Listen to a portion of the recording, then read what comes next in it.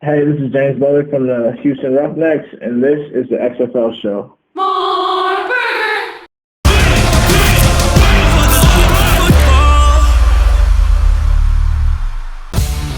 Welcome, football fans. This is For the Love of Football, and this is the XFL show. I'm Alan.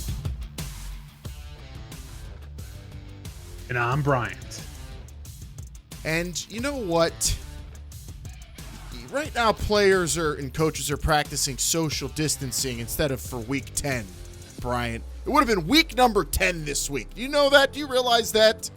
So what about today?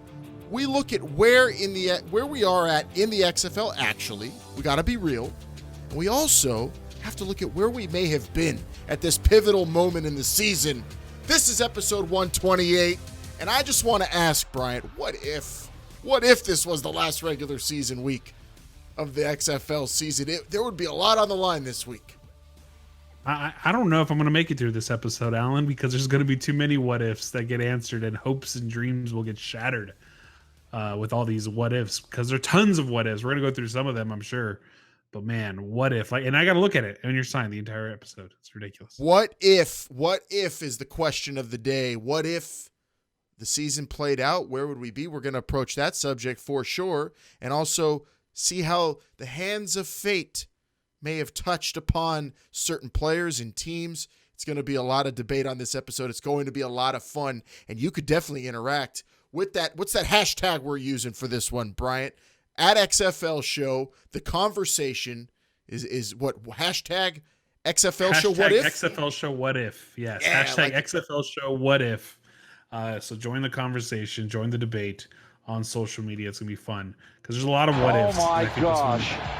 That's what we're going to be This is going to bring in a lot if, of questions. Oh my gosh, I can't believe you would say that. You're wrong. I'm just going to play me just saying that for later on in the show whenever you give your what ifs. I know my what ifs. It's going to be very interesting. We're also going to touch base with another fan base, checking in with the New York Guardians. No? Yeah, Guardians. That's how I was taught to do it. Right, but I Guardians. Guess, yeah. You're my Guardians. Guardians. Damn it, I had it earlier. Well, you're going to hear me say the name correctly later on because we have Mike Mitchell on the show, who's a good friend of the show, listener of the show, colleague in the press box whenever I went to the New York games, Bryant.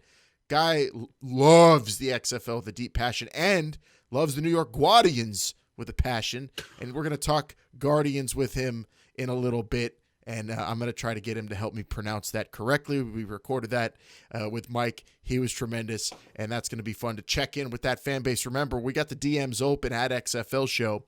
If you want to check in with us and talk about your time as a fan of an XFL team, if you're in Seattle, if you are a Tampa Bay Vipers fan, we'd love to hear from you. Those are two fan bases, Bryant, we haven't really checked in with since the season came to an abrupt end, so we want to do that. Get some experiences. I want to know about some of those people in Tampa because we saw them doing, well, things that really shouldn't have been caught on tape, really. And I wanted to speak to one of those individuals because what were they thinking? No, yeah, that's true, Alan. It's gonna be an interesting conversation with the Viper fans. I can't wait for our fan with our conversation with an LA Wildcats fan. It's gonna be me. You or me. It's gonna be me, right? No, we're not going to interview me. I thought we These fan check-ins can't just be with us. We're checking in every week as fans, but we want to check in with you at XFL Show. DMs are open, or call in to the XFL Fan Line. That's 724-565-4XFL. And yeah, we're there for you. And what about this, Bryant? What about also on this show? We're going to be talking about the results of that poll.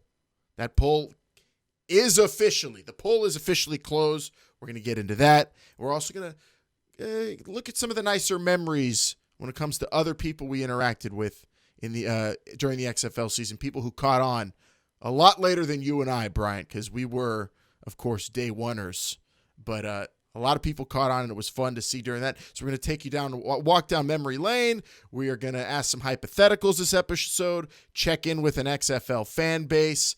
Awesome time lined up for you here. And we are coming off, of course, of our XFL Show awards, Bryant, all complete and in the archives. Yeah, all 5 episodes, I guess, if you want to count our top moments of the year episode. We went over Offensive Player of the Year, Defensive Player of the Year, Coach of the Year, and our Most Valuable Player. That was our last episode. Go check those out in the archives on your favorite podcast app, youtube.com/XFL as well. Alan, award season's over. I think we'll probably be giving away some smaller awards maybe as the weeks progress. But it was a lot of fun to debate those, and we did them a little different. I will say that we gave you top fives before we gave you just the winner, and we discussed and why each player was positioned where they were. So it was a lot of fun. Go back and check those out. On the debate was a lot of fun too on social media. How many total awards did we give away? 5? I would say 4 6, awards 4? plus the top moments award. So 5. So 5, and then you add the XFL moments bracket poll. That's 6 awards that have been given out. So I'm allowed to play Martez Carter then. 6 to the board. 6 to the board. 6 awards to the board. Now, Alan, how many more awards is it going to take for you to do a backflip? A backflip? I do have for one more in the box workouts. I'll do a backflip. I have quarantine workouts. I have a trampoline right in my front room of the house. That's like our workout area, makeshift. So I just go jump on that, work on the calves a little bit. I could do a backflip off that thing easy. It'll probably break. Easy. But I could do the backflip. Oh, yeah. Grew up on those trampolines. I could do, well, I don't know if my ceilings are high enough. And I'm not going outside for you or anybody, Bryant. It's against the rules of this household. At XFL shows where you can hit us up. And we are getting a reaction to those awards we gave away. But also, we are getting your reaction to a bunch of stuff, and we want to hear from you there. I like the fact that people are honest on there. We have people asking us hypotheticals we can't broach right now, Bryant, all over the Twitter I saw. What if this and that with the uncertain times? We'll get to all that. But I like the real people on Twitter as well. This comes from @Disciple of Durag, who said, hands down, Renegades are my team. And even we can admit this, it was PJ hands down. Replying to someone saying PJ Walker deserved it for MVP, this is a Dallas Renegades fan, the Disciple of Durag, saying, hands down, I'm a Renegades fan. It is PJ Walker all the way. That's real, that's truth, that's honesty, and I appreciate that. We are all diehard non-Roughneck fans, and I think we can all agree that PJ Walker was the league MVP of the 2020 season. The man, I can't name another player that was more valuable than PJ Walker was to the Houston Roughnecks, leading them to that 5-0 victory. So yes, I agree with you, Disciple of Durag. Appreciate it for hitting us up at XFL Show, Disciple of Durag. What do you say we continue with checking in with fans here, Bryant? Let's take it to that Mike Mitchell interview we had. Mike Mitchell, who covers the XFL extensively. He's been to New York games since way back in 2001. He was going to New York, New Jersey Hitmen games. I've talked to him about that. I met him at the summer showcase. This guy loves him some XFL football, and he's a great perspective, a positive perspective, and I think the right perspective of a lot of fans should maybe take on here when we talked to him earlier, Bryant. This is good stuff. Mike and this show go a long ways back. I think even before the summer showcase, we've had conversations with him and the support he's given us, and it feels like an extended member of this show. At least he's a lot of fun and a good guy to be around. So it's good interview, good fan perspective from the New York area, and really, just somebody else who loves the XFL more than you and I, Alan. I don't know. Maybe that's tough to say. I'll say he's up there. He's on the level. This guy loves the XFL as much as anyone I know, and it was a pleasure talking to him. Let's take it in to another fan base check-in. We got Mike Mitchell, New York Guardians fan. LA and New York, I was there. I don't know if you experienced the cold I did because you were in the press box, but I was outside. That was the coldest game I've ever been in as a fan. It was. Oh, no question. It was, and I'd been to that stadium a lot as a Jets fan, and obviously it was at the old Giant Stadium, and it can get really windy in East Rutherford, so it was very cold. I was at a few Hitmen games, back in 2001 that were a bit colder than that, and the weather held up decently. There was a little bit of snow during the Wildcats game, some flurries and such, and it was fun. It was a nice scene. It was certainly fun. It was going to be a very good home field advantage, I think, later in the season, Brian, for the Guardians. Being there was just well, as a Wildcats fan, that game was no fun, but it was a lot of fun to watch that game, even as freezing as I was. Mike, you got to second Alan's opinion here, because he's always told me how, even though on television the Guardian crowds didn't look sizable, they were loud, they were rowdy. The team was rowdy before the game, probably one of the loudest of the season. And is that just how the New York Guardian fan base was, or the New York fan base is when it comes to football? I don't know. It's difficult to say, because sometimes with New York, you think that they're going to be sitting on their hands, like basically they're not going to be receptive to a new league. But I think that's what kind of threw me for a loop, is just how into it they were. And those end zones were something else. They were, it's a large stadium, so when you got 20,000 people in that large stadium, it doesn't look that great on TV. But the end zones themselves were so packed that anytime, like you saw how many issues Tampa had in the red zone. I couldn't recall. I've been at Jet games, Giant games, where a crowd was that loud. It had that kind of effect on an offense, where Tampa that day couldn't score, so their life depended on it when they got in the red zone in New York. So I was really thrown back by how great and how awesome the energy was from the Guardians fans there. It was really great, and I think that was going to be a big factor towards the tail end of the season, because had they played it out, they would have played the Defenders and Battlehawks at home, kind of revenge games, sort of, with the playoffs on the line, with that three-way tie for first place. So, it was a very good atmosphere. It was going to be a lot of fun. We were going to ask. They were going down to Houston, I think, right when the season ended. Yeah. That was the game I was looking forward to the most. Luis Perez took over last episode. Mike, I said Luis Perez was kind of like my highlighted MVP candidate because of what he did to that team. Oh, he was awesome. He was. He was such a calming influence over the whole team. I think, one of the moments that we got as XFL fans is because of the unprecedented access. And one of the things we saw in week 3, where the Guardians were blown out by the Battlehawks, was Kevin Gilbride confronting or talking to Mikel McKay on the sidelines and telling him that he was disappointed in the leaders of the team, and that Kevin was looking to lean on guys like Mikel McKay and others to step up. Mm-hmm. And at that point, they're 1-2. 2 weeks later, you fast forward, they get 2 impressive wins over LA and Dallas. And then Kevin Gilbride and the New York Guardians announced new team captains. And of course, Luis Perez was one of them. And so they had righted the ship. And a lot of the XFL is, we reminisce and we're happy about what was. But part of it is bittersweet, because you think what might have been. And I think Kevin Gilbride and his staff, obviously June Jones was the coach of the year, but I think Gilbride could have been considered as a coach of the year candidate just for the way he turned the franchise around. And a big credit to that, as you mentioned, goes to Luis Perez. Oh, and we mentioned Gilbride's turnaround as well, the job he did. He made our countdown, at least when we were going to Coach of the Year, Mike, but, that he maybe faced the most adversity of any coach and right in that ship. And so where we were at was, as Brian brought up, Houston and New York, and we're going to ask a lot of what-ifs on today's episode, so we'll start early with you. What if that game got played? What if New York got those second chances against D.C. and St. Louis? How many of those 3 games do you think they would have pulled off? That home field advantage was going to be a big factor, and I think New York would have matched up really well against Houston, because as you guys saw firsthand, as I saw in minicamp and at the practices, the New York's defense was really good.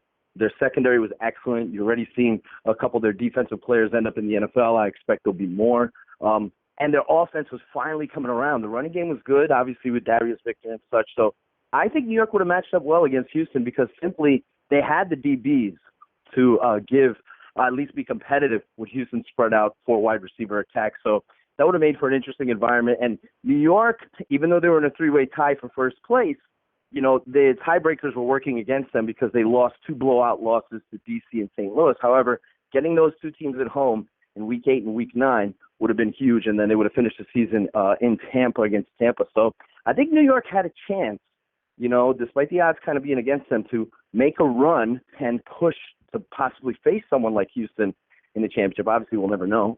But yeah, they were building up good momentum, and the New York was playing a complete brand of football, both on offense and defense, when the season ended, and their special teams is pretty good as well. Yeah, they were making the biggest teams. What if to me? play their New York style. Guardians. Yeah, for sure. I just, they're the biggest. I really don't know, but it could have been either amazing or not so great. I think it could have gone either way, but you bring up they had a lot working for them as, when the season ended, Mike.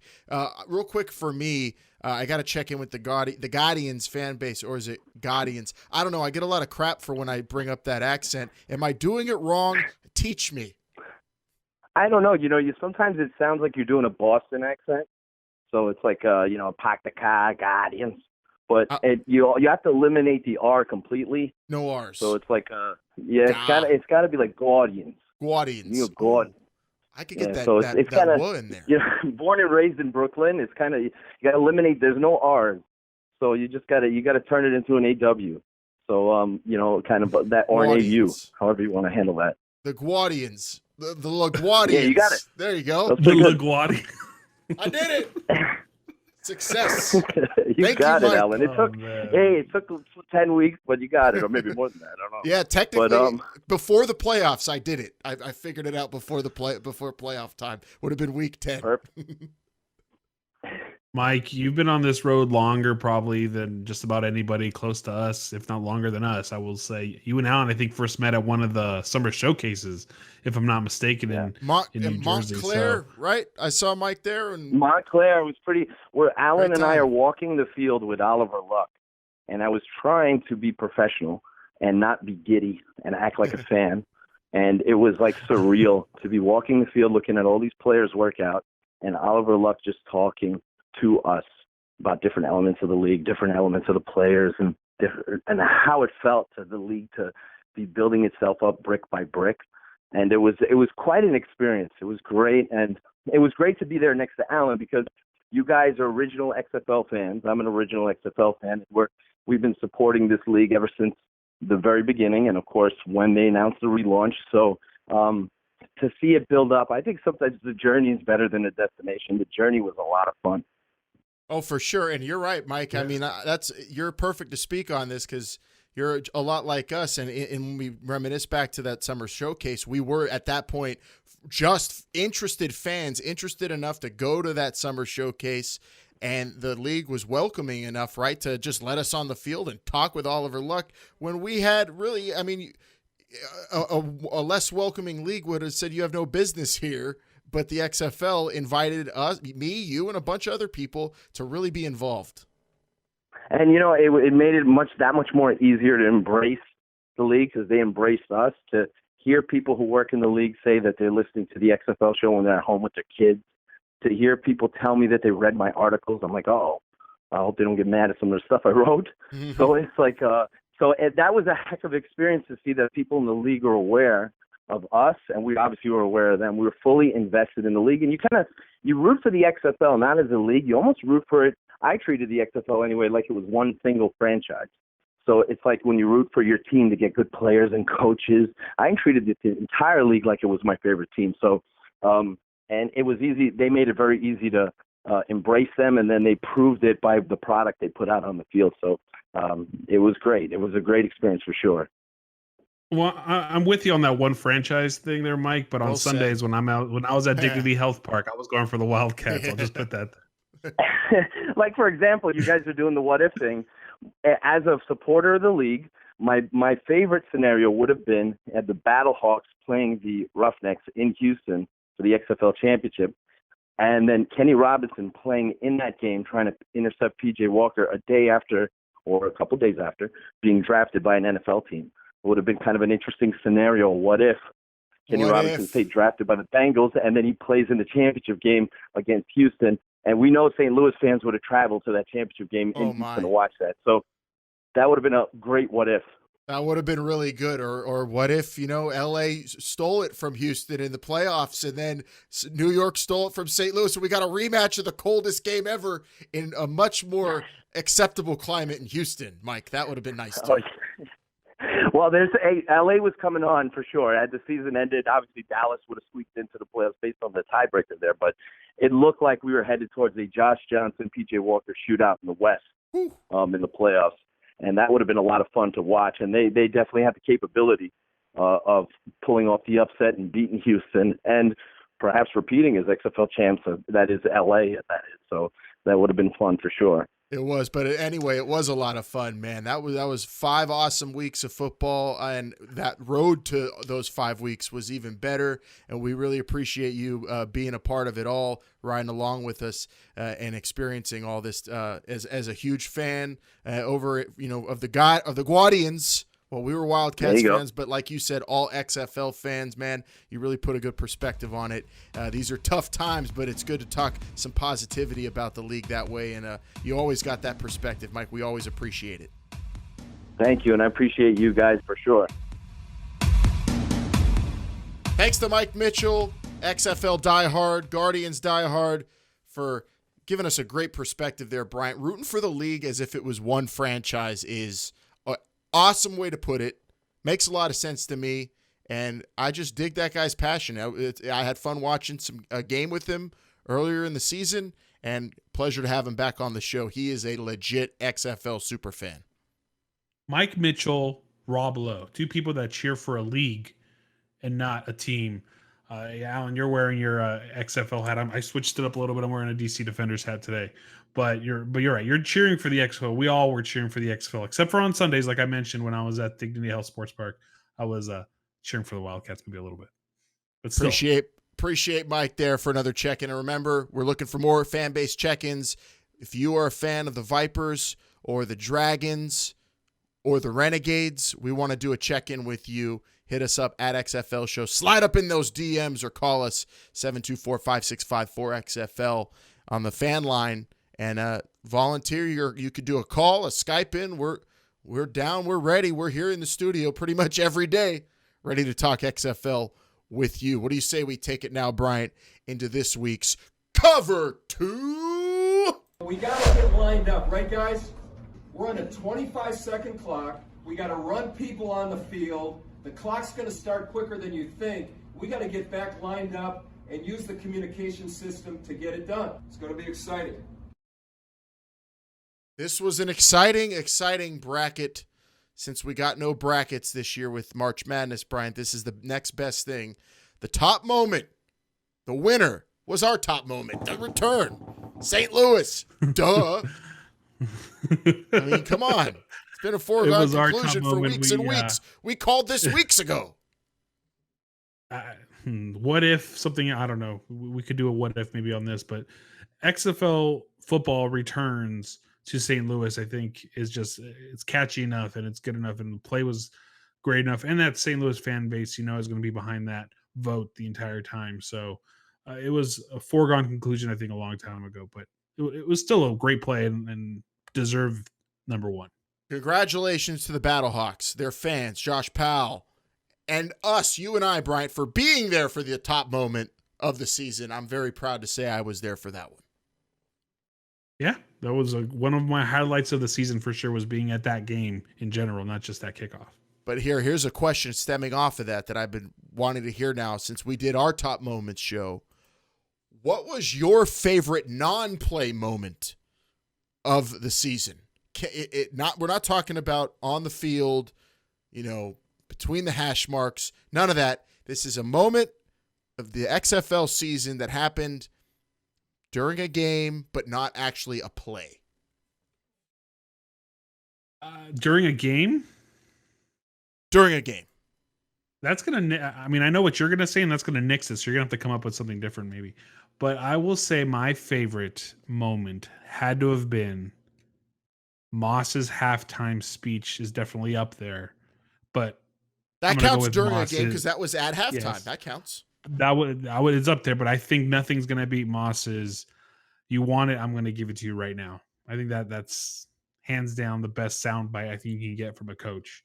You want it down. I'm going to give it to you right now. That has to be. That was really good. Yeah, it's up there. Winston Moss is in my besides it doesn't count during a game because before the game in DC, I got to take a selfie with Shane McMahon. Highlight of the season. Great moment of the season. You unfortunately weren't there, Bryant, so sorry you didn't get to share in that one. That was great. And I'm glad I have that over you. But you were at the best game of the year. So you could put that on me. LA Tampa Bay. I'm very jealous of that. But I think the best moment for me was seeing picture. I've been saying this is a coach's league for me. That's my favorite part, watching and learning from these coaches as a football fan. So seeing them playing chess, picture in picture, Moss versus Hal Mummy, call for call, really any moment it was two coaches, offensive, defensive coaches going at it like that was great. But those two in particular, they just fascinate me. So that was my favorite non-play moment, I think, of the year, just being in awe, just watching that Dallas-LA game going, oh my God, I love this broadcast. I love watching these guys coach. Mummy versus Moss all day. That was amazing. Play fast, do it again. I mean, if you talk about communications, you can talk about, Cardell saying he ain't ready. You can go to Josh Johnson looking for his mouthpiece. You can say a lot of different things because of the great communications that we had. So those were all great moments. What about like Mike Mitchell brought up earlier, Vince and I making it to the Fox broadcast intro for week one. Between games, that was pregame. Sorry. Oh, that was pregame. That was pregame. Yeah. Nope. Still, great moment that a lot of our listeners, I think, really enjoyed. The fact that this show was used in the Fox intro for the first game ever on Fox. That was great. What a milestone. What an accomplishment. Maybe the biggest thing we've accomplished as a show. Getting into that video package, but the best non-play moment, those are plenty. There's very difficult to choose from, but yeah, I am just digging my heels in the fact that I just love watching the coaches in this league. It's the most interesting thing to me. Let's take it to this part 2 of the cover 2, Bryant, and I want to kind of walk down memory lane a little bit here and take it back to the season where you were talking to people that weren't me or any of our friends of the show. Just out, you have family, you have friends that I'm sure you ran into that were like, oh, this XFL, I know you've been doing a show all the time that I'm not listening to for some reason. But then they catch on to the games and they're like, oh, I got to watch this. Do you have a story about new fans jumping on the bandwagon and you help giving them a hand and bringing them on board? Yeah, I have a good one, Alan, if you sit back and listen to this one. So it was, I think, after week 1, I had a friend of the family over. We're getting ready for dinner, and we decided to order some Chinese food. So I was going to go pick up the Chinese food. In that time, there was nothing on TV, so I said, hey, why don't you catch the DC Defenders Dragons game that I recorded on my DVR? Here, you can just watch it while I'm gone. Okay, so he watched it. I left. I came back.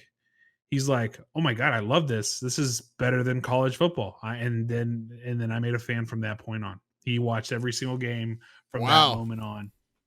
And this is somebody who was not talking highly of the league before the league started. That's really good work by you to really have it ready on the DVR. If anyone walks in my house, I'm forcing them to watch. Duct tape handy. And then those little eyelid holders that they use in Clockwork Orange. You know what I'm talking about? Yeah, that keep your eyelids open. Those. And then Brianna was just dropping eye drops in his eyeballs. While I was doing it. When you went to Low, you're like they were like rope and duct tape. You're like, we're watching the XFL, and then they were like, okay. You know, but even my wife was actually really into it. She would sit down and actually watch games with me, and she never watches football or any sports really with me unless she's on her cell phone or something. So for her to watch those games and get entertained by them too was a lot of fun. So yeah, those are my kind of stories. That's a good one. I like that.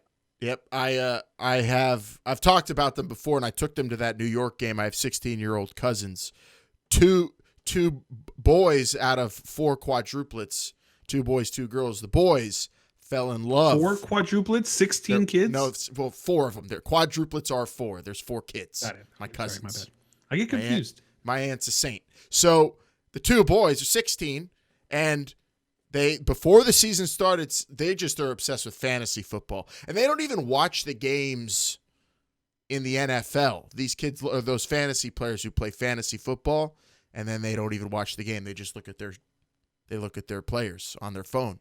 But with the XFL, they were trying to get into. They started a fantasy thing, and they said they were getting all of our friends together. We're all picking our favorite teams, and before the season they had it ready because they knew it's football.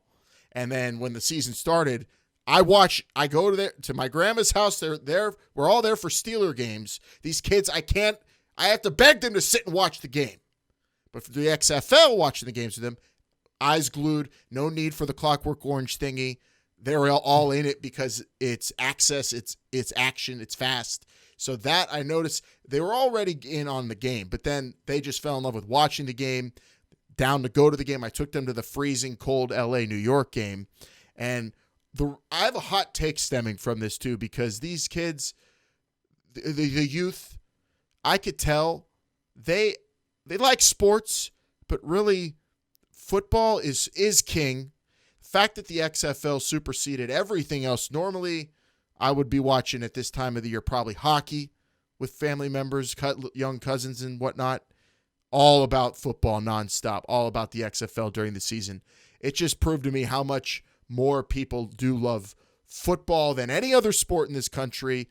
I love hockey, I love hoops, I love baseball too, but my God, is football just so good. And what the XFL gave us was absolutely pure football, the way we like it. And I saw that sparkle, I saw that proof in the eyes of those young 16-year-olds. I just want to change your statement a little bit, Alan, because I agree with you. Football is king, but I will say that quality football is king in this. It's the quality of the play. Absolutely.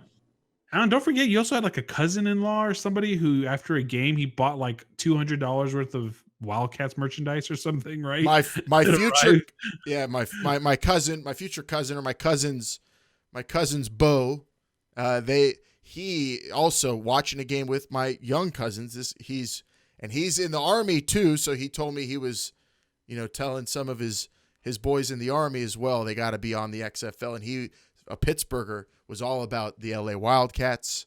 We were watching a game, watching LA dominate against DC actually. And he said, "Damn, I got to get me some Wildcats gear." And he just started buying up the XFL shop, just buying it all out. Was that a rerun? Because you and I were together for that game. Did you rewatch that game with him? For LA and DC? Yeah, we were in St. Louis for that game. Must have been in LA. What was the other LA game then that they won? LA, New York, LA was the last game when they beat Tampa. LA, Tampa. So he bought all that gear in the last week 5. Week. Yeah. Bummer. But hey, he's got it all. You're good. He's got it all. He couldn't wear it to watch any more games, but maybe I'll tell him, since I postponed my wedding too, he could wear. I'll let him get away. You could wear a Wildcat shirt to the reception. No one will say anything. There you go. How about I might even wear one underneath. Don't. That's not. No one knows about that thing yet. Shh. And also that one's not planned again. All right, we need to move on. Great stories about new XFL fans. Plenty more to come, and we want to hear your story. Yeah, of course, yep. We want to hear your story about what hooked you exactly to keep watching the XFL and now has you yearning for the XFL at XFL Show or 724-5654-XFL. And Alan, if there is a new fan out there being made, where can they go to get cool merchandise like I have right here?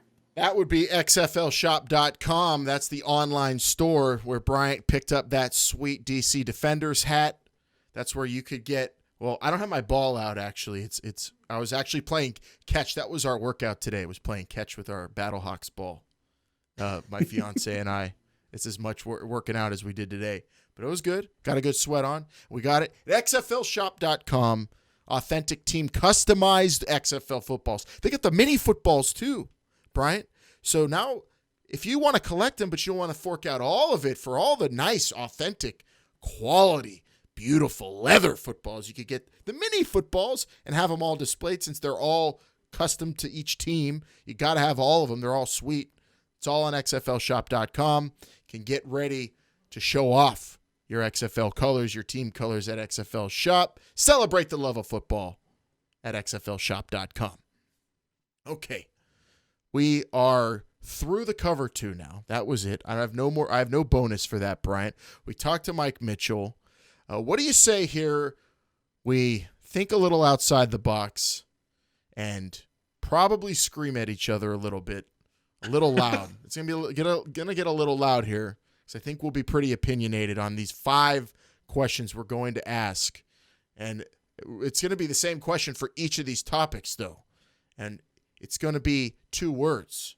And those words are, what if? We're asking, what if in the hot read?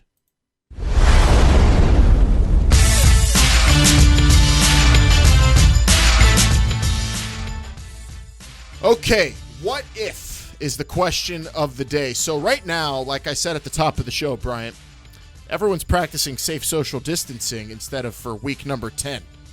This would have been the final week of the regular season, and we'd be gearing up for some probably big games, play-in games for the playoffs, and it would be a tense show. It would be a lot of interesting topics, but that's not where we're at.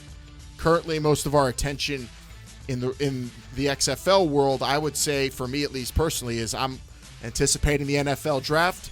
We're going to see college players going to the NFL, and I am interested to see what guys don't get drafted and might be on the market for the XFL. That's what we're focused on now. We would have been at this moment having that in the back of our mind, but things changed, so now that's at the front of our mind. So while the players and the coaches don't live in a world of what ifs, and all we're really worried about right now, Bryant, is college players and watching the draft and off-season stuff.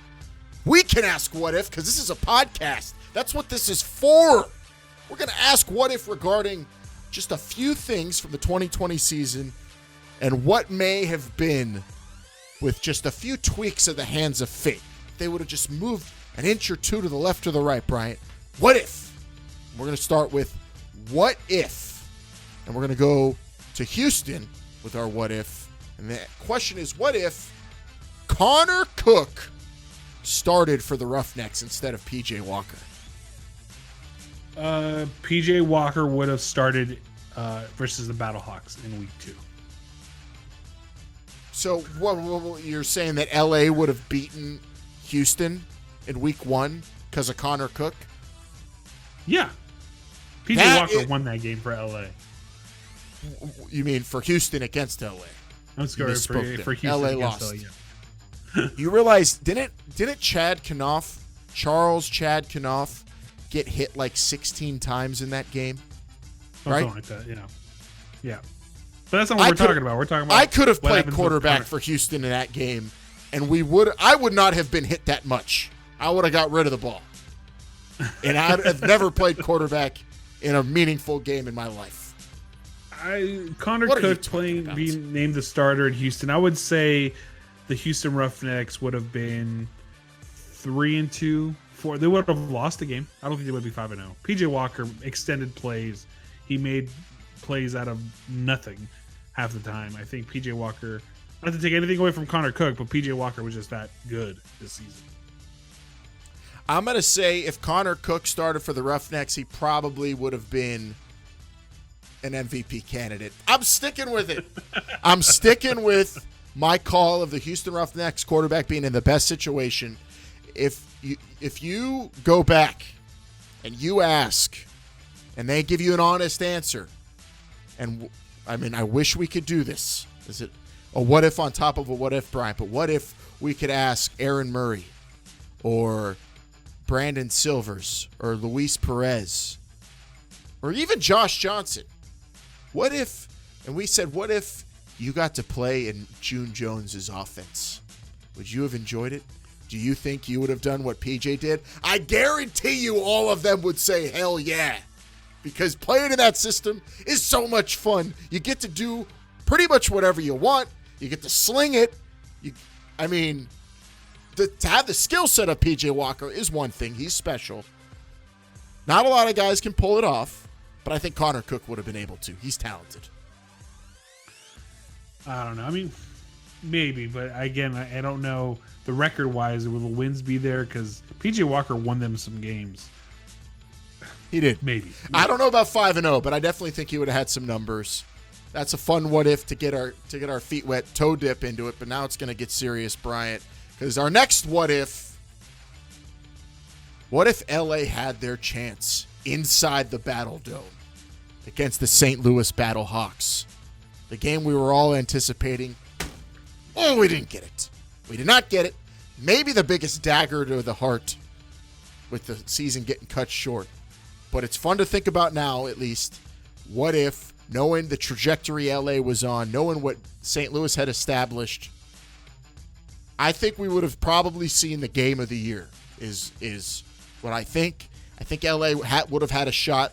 And if it happened, and LA was the only team I think capable of going into the Battle Dome and winning. Houston already had their shot against St. Louis, and that was at home. So they weren't going to go there. LA going, I think St. Louis would have finished the season undefeated at home.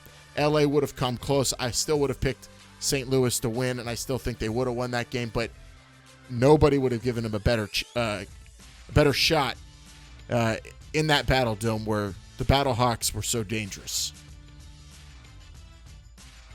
What if LA had their chance? I believe, if I'm not mistaken, on this was going to be the game where they were expecting 50, 60,000 people for that game in St. Louis, deck, right? The upper deck was open. Upper decks were getting sold. Oh, man. I'm going to say we would have seen the game of the year for sure. Tampa and LA is the game of the year, to me at least, now. But to see that game, the intensity, the noise, the hate towards LA, because you know it's going to be there because it's personal, like St. Louis said a long time ago, that would have just been a lot of fun to watch. Man, that one hurts. That's like the dagger. You're right, because we could have seen this game. Would have been an all-timer. Would have been Saturday night. Oh, would have been a great Saturday night, Alan. That one. But here you go. You want it since we didn't get it, but I can reenact what I think we would have got. What if we would have gotten that game? We would have gotten Norm Chow in the booth telling Josh Johnson, "Don't mind the noise, baby. Just take what you get. Take what you can get. Take what you can get, baby. Don't mind the noise." All right, baby. All right, let's go. I want 3-3-3. 3-3-3-3. 3-3-3. Oh, you're gonna call the play? All right. I'm just gonna be quiet. Do whatever you want. Go ahead, Josh. It's your team. LA could have pulled it off. I still probably would pick St. Louis, but yeah, that's the one that got away. Okay, now what if that game was an LA blowout? Can you imagine the entertainment value we would have gotten from that sideline, keeping that stadium hush? Oh, I don't know. I think there would have been a small riot maybe that would have been started with the antagonizing of the LA Wildcats. They would not be able to help themselves looking into the crowd saying stuff, especially in that atmosphere. That's the beauty of it all. That's another thing. Do you think we Jordan missed out. Smallwood would go into the stadium and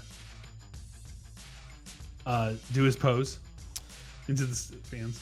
If I think he probably would have done it, but would they have backed it up with a victory is the other question. St. Louis, I don't think was going to blow a lead like Tampa did against LA. You can't let them get ahead of you. LA's slow starts, they were susceptible to those, and they might have had one of those in St. Louis, I think. But what a game that could have been. Good what if there, but here's another one. We've touched upon this slightly before, but let's revisit it. What if Pep Hamilton had to pick Cardale Jones or Tyree Jackson last week of the season? Excellent call. And stole a victory from St. Louis, going to Tyree and just running the damn ball the entire game. But we said it's probably not what they're going to do for the whole season. Is it? Or would it be a week-by-week thing? What if Pep Hamilton had to go the rest of the season? What would he have done with his quarterbacks? Pep Hamilton, we talked about it many times on this show, that he is one of the most prepared guys on the face of the earth when it comes to football. Preparation is no joke.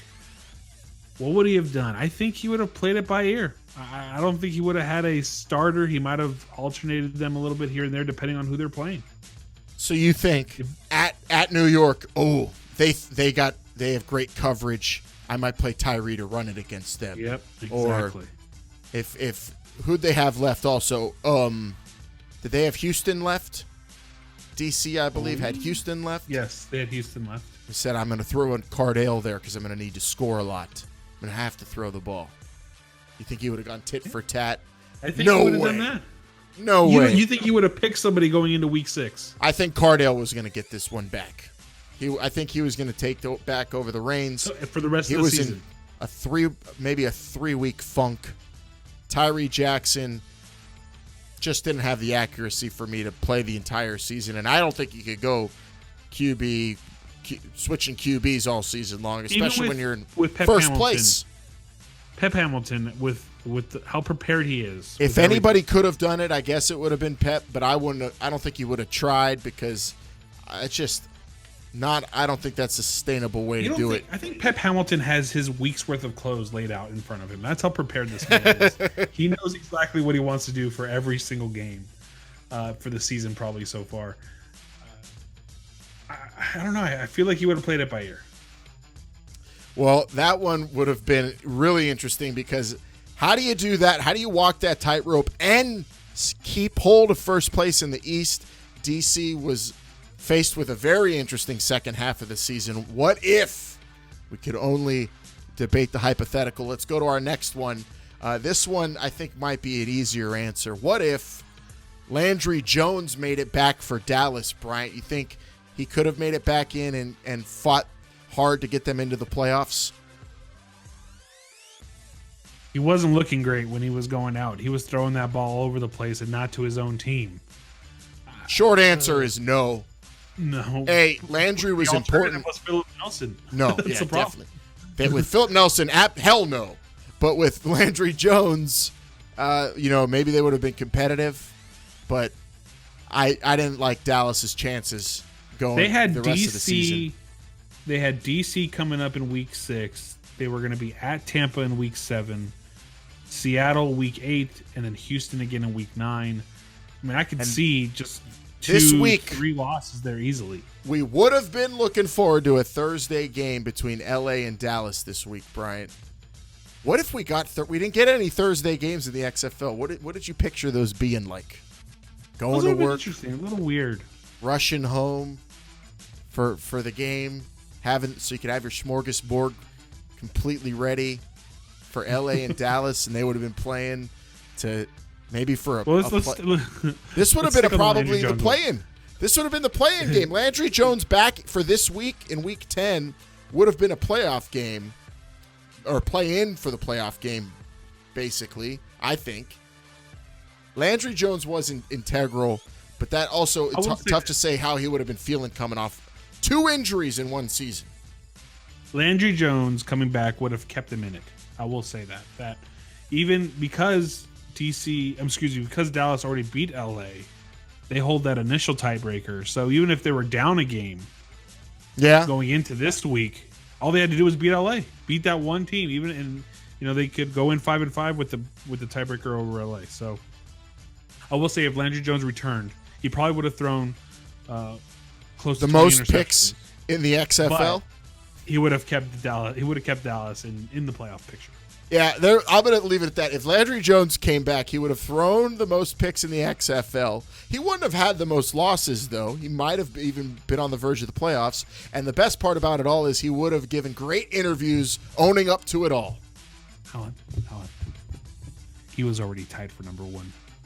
Number 1 in most picks? Yeah. And he missed the game. He missed 2 games. He missed 2 games. Wow. I love Landry Jones. Oh my God, that's great. And he's honest about it. I'm like, I played bad. Threw some touchdowns though. Yeah. Last one. What if this was week 10, Bryant, and this right now was a preview, a recap of week 9, looking ahead to week 10. What if it was that moment that we were anticipating, final week of the season? What would we be saying right now? Houston's got it in the bag. LA and Dallas are playing for it all. What the hell would have been going on in the East? I don't know. Read that schedule. What was the schedule plan for week 10? So it was LA at Dallas for the Thursday night game, and then Houston at Seattle on Saturday. And then the East games on Sunday, I think they were actually not even scheduled. We didn't know which one was going to be first or second, but it was going to be DC at St. Louis and New York at the Vipers. And if we were getting ready for week 10, I think we're hyping up Thursday as a play-in game for sure. Houston's cruising, waiting to see who they're playing. And I'm going to say both games matter because I think it would have came down to St. Louis and New York. I think we would be talking about if DC wins, they're in first. If St. Louis wins, then they're in first, and I think New York would have probably needed to win to skip over someone, having one in hand over, or having a 1-1, I think, with either St. Louis or DC. I think the Guardians would have gotten one back from one of those teams that beat them, and Tampa Bay might have even been in the mix too. You don't know. The East was so, even though they had one win, they were such a good team, I thought, at least, with moving the ball. Giving up leads and big plays was one thing, though. That East is tough to really hit the hypothetical on, Bryant.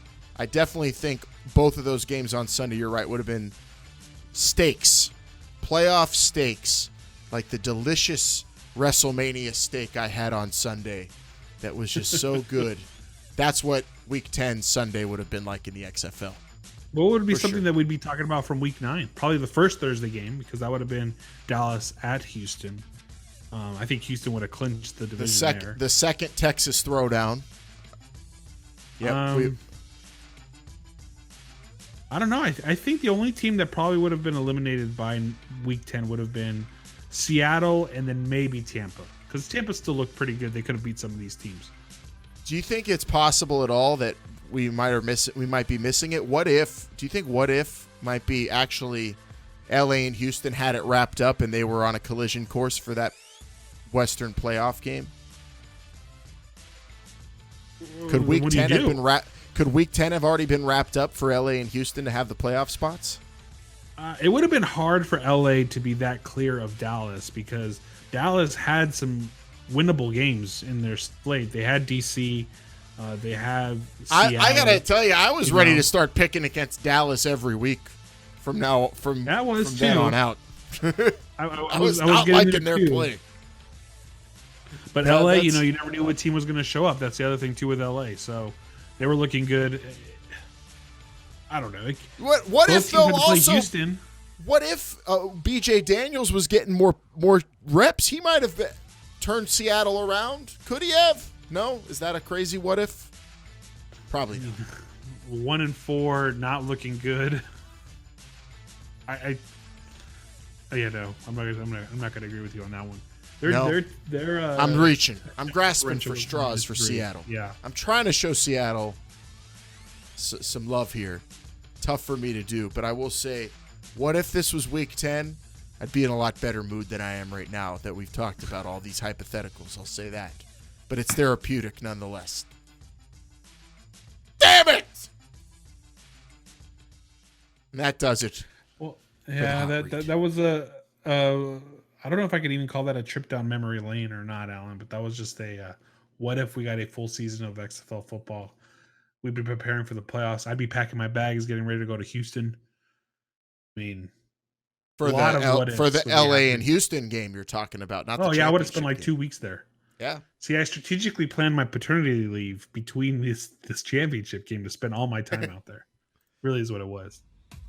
Yeah, well, imagine me and Moss with a week in Houston. Come on. What if that already happened? Spent a whole week. Nah, but he was working. Like, this is ready for the championship game. Or what about after the championship game? I spent a week with Moss in Houston. Oh my! Here, bonus. What if? What if the LA Wildcats won the championship? The hell would that celebration have looked like in the locker room? Oh man! They don't have enough Bud Light Seltzer in the world for what would have happened. But that's where we'll leave it. The hypotheticals. There's plenty more though. We want to hear your what ifs. They're fun to do. It's fun to speculate. Fun to think hypothetically. Take your mind off things.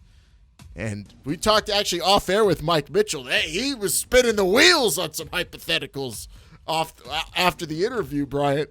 And I know a lot of the XFL fans out there have them, so we want to hear them at XFL Show. Hashtag XFL Show. What if? That's the official one, right, Brian? Yeah. That's what use we're the going hashtag with. on all social media. Follow us Yes. at XFL Show. Get involved. Let us know what your what ifs are. What ifs are a little bit different than hypotheticals, though, right, Alan? I mean, those are two different conversations. Oh, that's the same thing. Well, what if is a hypothetical? What if hypothetically? Yeah, but the hypotheticals that we've been getting, like, those are some of them are crazier than others. These are focusing on what if we're looking at what if we got to play 5 more games. That's what we want to know, your opinion on the trajectory we were on. Or maybe you could say another hypothetical. What if Alan and Bryant went head-to-head in an Oklahoma drill?